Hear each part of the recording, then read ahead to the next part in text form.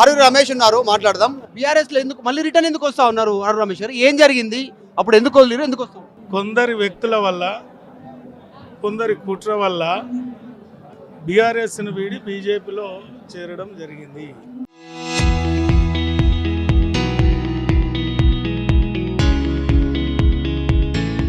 ఈరోజు మన ఇంటి పార్టీ అయినా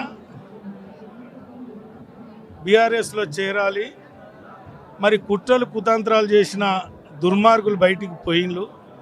ఒక మంచి హృదయంతో మళ్ళీ నన్ను ఆహ్వానించారు. అదేవిధంగా నేను ఈ పార్టీలోకి రావాలనే ఆలోచనతో వచ్చాను. గతంలో జరిగిన ఎన్నికల్లో జరిగిన కుట్రలు,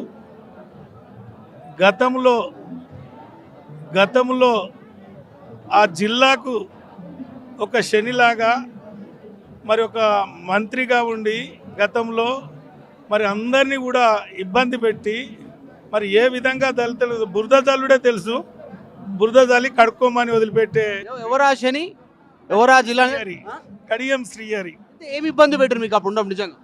ఇక అవన్నీ మీకు క్లుప్తంగా టేస్ట్ చేస్తుంది. మున్సిపల్ ఎన్నికల వేళ నిజంగా వస్తున్నటువంటి సిచ్యువేషన్ ఎట్లా ఉంటుంది? మున్సిపల్ రిజల్ట్ బ్రహ్మాండంగా వన్ సైడ్గా మున్సిపాలిటీ గెలుచుకుంటాం. కడియం శ్రీహరి నిజంగానే పార్టీని వీడిరు, ప్రస్తుతం డిఫామేషన్ ఎదుర్కొంటారు. స్పీకర్ నిర్ణయం తీసుకోవాల్సినటువంటి అవసరం ఉంది. గ్రౌండ్లో ఏం చర్చ ఉంది? మళ్ళీ బీజేపీలో నుంచి మీరు ఇంట్లోకి రావడానికి గల కారణాలేంటి? బీజేపీలో కూడా ఏమైనా ఇబ్బంది ఉండనా? ఎలాంటి ఇబ్బంది లేదు, బ్రహ్మాండంగా ఆదరించారు. నేను అదే చెప్పాను, నా రిజైన్లో కూడా నేను చేశాను, రిజైన్లో కూడా నేను చెప్పాను. నన్ను బ్రహ్మాండంగా ఆదరించారు. అందరికి కూడా ధన్యవాదాలు చెప్పాము. ఇప్పుడున్న పరిస్థితుల్లో నాతో గతంలో 15 సంవత్సరాలుగా పనిచేసిన మా నాయకులు, కార్యకర్తలు అన్న మీరు మళ్ళీ రావాలి.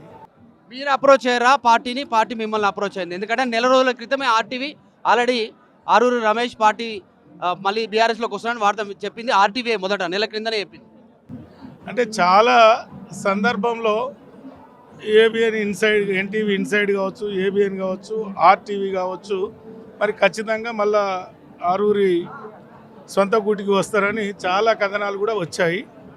మరి ఈ మధ్య జరిగిన పరిణామాల్లో మరి ఎట్టి పరిస్థితుల్లో మీరు రావాలి.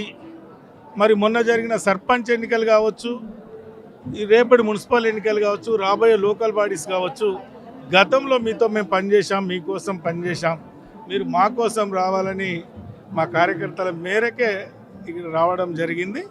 మరి అదే విధంగా ఏదైతే బీఆర్ఎస్ పార్టీ గతంలో నాకు అవకాశం కల్పించేదో ఆ అవకాశాన్ని అందిపుచ్చుకొని మరి ప్రజల్లో ఏ విధంగా ఉండనో మా నియోజకవర్గ ప్రజలకు తెలుసు, జిల్లా కూడా తెలుసు.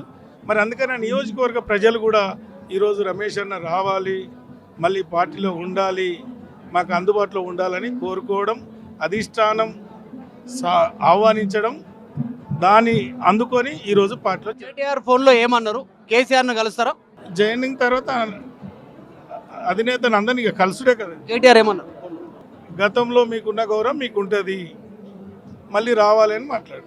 ఆరూరి రమేష్ పార్టీ మార్పుకి సంబంధించినటువంటి అంశంపైన మాట్లాడు. కడియం శ్రీహరి ఇబ్బందులు పెట్టిండు, కడియం శ్రీహరి విలన్ ఇక్కడ నుంచి వెళ్ళిపోయింది కాబట్టి ఆయన వెళ్ళిపోయినటువంటి నేపథ్యంలో నేను వస్తున్నా, ఆయన ఒక బీఆర్ఎస్కి పడినటువంటి శని, ఆయన వెళ్ళిపోయాడు కాబట్టి మళ్ళీ తిరిగి వస్తూ ఉన్నాను. ఆయన ఇబ్బందులతోటే పార్టీ మారాను, సో ఆయన లేడు కాబట్టి పార్టీలోకి తిరిగి వస్తున్నాను. చాలామంది రమ్మని ఆహ్వానించారు, నాకు రావాలని ఉండే.